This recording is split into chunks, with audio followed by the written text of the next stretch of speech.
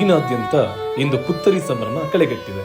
ಕೊಡಗಿನ ಜನರ ವಿಶಿಷ್ಟ ಹಬ್ಬ ಪುತ್ತರಿ ಆಚರಣೆಗೆ ಸಂಭ್ರಮ ಸಡಗರದಿಂದ ತಯಾರಿ ನಡೆಯುತ್ತಿದ್ದು, ವರ್ಷ ಪೂರ್ತಿ ಅನ್ನ ನೀಡೋ ಧಾನ್ಯಲಕ್ಷ್ಮಿಯನ್ನ ಪೂಜಿಸಿ ಮನೆಗೊಯ್ಯೋ ಸಾಂಪ್ರದಾಯಿಕ ಆಚರಣೆ ಎಲ್ಲರ ಗಮನ ಸೆಳೆಯುತ್ತಿದೆ.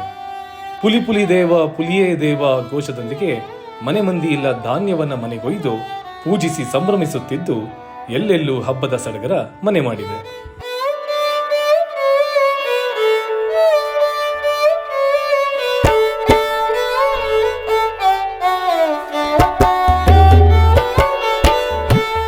ವೀಕ್ಷಕರೇ, ಕೊಡಗು ಅಂದರೆ ವಿಶಿಷ್ಟ ಸಂಸ್ಕೃತಿ ಆಚಾರ ವಿಚಾರಗಳಿಗೆ ಹೆಸರಾದ ಜಿಲ್ಲೆ.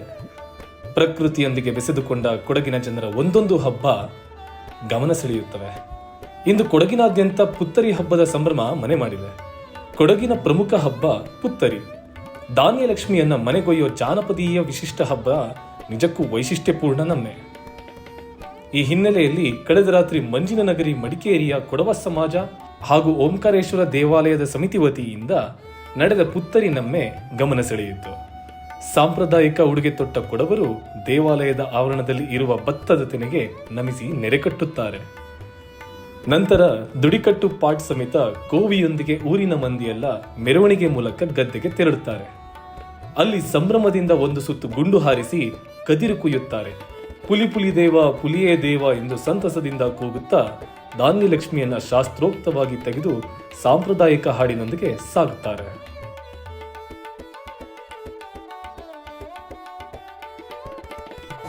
ಪುತ್ತರಿ ಹಬ್ಬದ ವಿಶೇಷ ಅಂದರೆ ನಾವು ಬೆಳೆದ ಬೆಳೆನ ಮನೆ ತುಂಬಿಸ್ಕೊಳ್ಳೋದು, ನಮ್ಮ ಲಕ್ಷ್ಮೀನ ಮನೆ ತುಂಬಿಸ್ಕೊಳ್ಳೋದೇ ನಾವು ಧಾನ್ಯಲಕ್ಷ್ಮಿನ ಪುತ್ತರಿ ಹಬ್ಬದ ವಿಶೇಷ. ಮತ್ತು ಪುತ್ತರಿನಲ್ಲಿ ಏನಂತ ಹೇಳಿದ್ರೆ, ನಮ್ಮ ಒಂದು ಸಾಂಪ್ರದಾಯಿಕವಾಗಿ ಇದು ಎಲ್ಲರೂ ಸೇರುವುದು ಅಂದರೆ ಈಗ ಒಂದು ಮನೆಯಲ್ಲಿರೋ ಮನೆ ಅಂದರೆ ನಮ್ಮ ಒಕ್ಕದ ಎಲ್ಲರೂ ಬಂದು ಒಟ್ಟಿಗೆ ಧಾನ್ಯಲಕ್ಷ್ಮಿನ ಒಳಗೆ ಸೇರಿಸ್ಕೊಳ್ತೇವೆ. ಪುತ್ತರಿ ದಿನ ಅಕ್ಕಿ ಪಾಯಸ ಮಾಡ್ತೇವೆ. ಅಕ್ಕಿ ಪಾಯಸದಲ್ಲಿ ನಾವು ಭತ್ತ ಮತ್ತು ಕಲ್ಲು ಮತ್ತು ಇದು ಅಕ್ಕಿ, ಇದು ಮೂರನ್ನ ಹೊಸ ಅಕ್ಕಿ ಹಾಕಿ ಪಾಯಸ ಮಾಡ್ತೇವೆ. ಮತ್ತು ಏಳಕ್ಕಿ ಪುಟ್ಟು ಅಂತ ಮಾಡಿ ಎಲ್ಲ ಮಂದಿ ಹೋದ ಹೆಣ್ಮಕ್ಳಿಗೆಲ್ಲ ನಮ್ಮ ಮನೆಯಲ್ಲಿ ಅವ್ರನ್ನ ಜ್ಞಾಪಿಸಿ ದೇವ್ರ ಜ್ಞಾಪಿಸಿ ಅವ್ರನ್ನ ಜ್ಞಾಪಿಸಿ ಇಡ್ತೇವೆ. ಮತ್ತು ಇನ್ನೂ ನಾವು ಅಡಿಕೆ ಪುಟ್ಟು ಅಂತ ಮಾಡ್ತೇವೆ.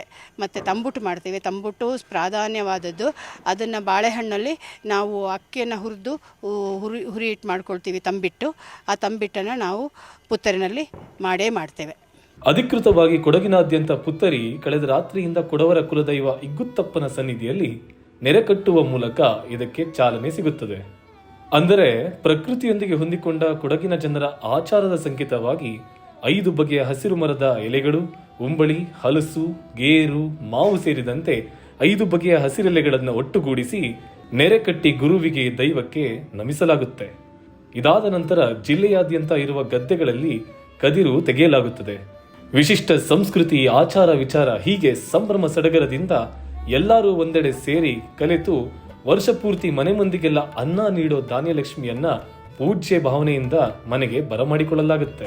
ಪುತ್ತರಿ ಎಂದರೆ ನಟ್ಟ ಬೆಳೆಯನ್ನು ಕುಯ್ಯಲಿಕ್ಕೆ ಮುಹೂರ್ತ ಕಂಡುಹಿಡಿಯಲಿಕ್ಕೆ ಈಶ್ವರ ಇಗುತ್ತಪ್ಪ ಅಣ್ಣ ಬೇಂದ್ರ ಕೋಲಪ್ಪ ಅಂತ ಹೋಗಿ ಹೇಳ್ತಾರೆ, ಕೊಡಗಿನಲ್ಲಿ ನೆಟ್ಟ ಬೆಳೆಯನ್ನು ಕೊಯ್ಯಲಿಕ್ಕೆ ಮುಹೂರ್ತ ಬೇಕು, ಹಾಗಾಗಿ ನಾನು ನಿಮ್ಮ ಹತ್ತಿರ ಬಂದದ್ದು ಅಂತೇಳಿ.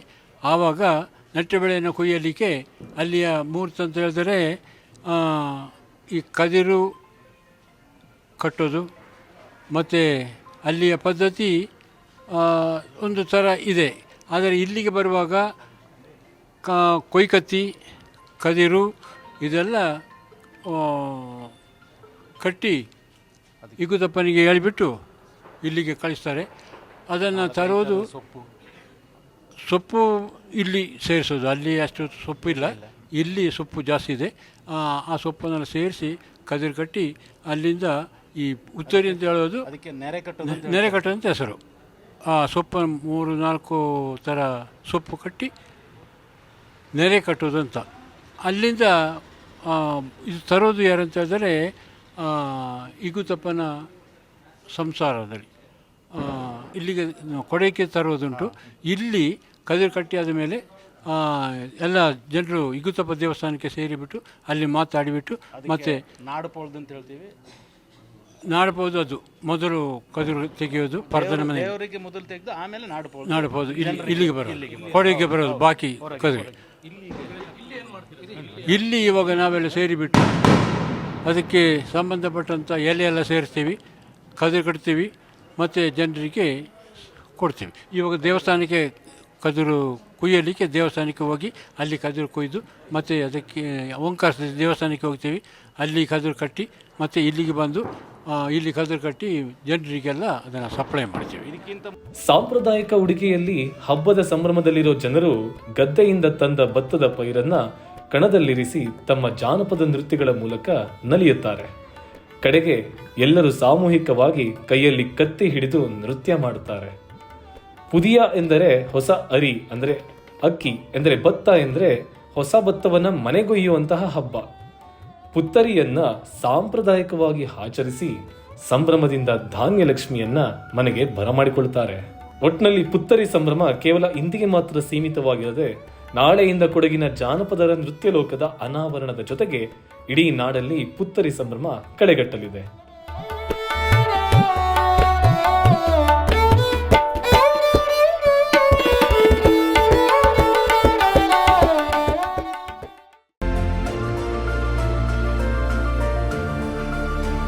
ನೈಜ ಸುದ್ದಿಗಾಗಿ ನೋಡ್ತಾ ಇರಿ ಕನ್ನಡಿಗರ ಪ್ರಜಾನುಡಿ ದಿನಪತ್ರಿಕೆ.